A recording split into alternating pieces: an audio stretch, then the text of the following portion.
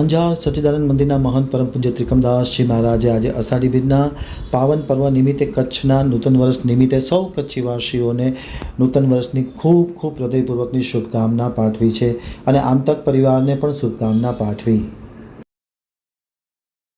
સૌને રાધે રાધે। જય શ્રી સચ્ચિદાનંદ।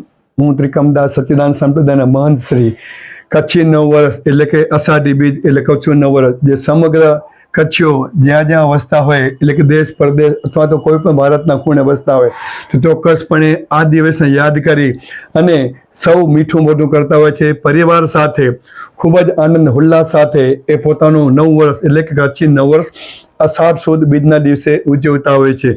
આપના ચેનલના માધ્યમથી સમગ્ર કચ્છીઓ જ્યાં જ્યાં વસતા હોય દેશ પ્રદેશ વિદેશમાં એ લોકોને ખૂબ ખૂબ હૃદયપૂર્વકની શુભકામનાઓ પાઠવું છું। ભગવાન પાસે પ્રાર્થના કરીએ કે એમનું આવનાર વર્ષ છે એટલે કચ્છી નવ વર્ષ છે એ ખૂબ જ શુભ નીવડે, ખૂબ આશીર્વાદપદ નીવડે અને ભગવાનની કૃપા ખૂબ વરસતી રહે, સરસ મજાના કાર્ય થતા રહે।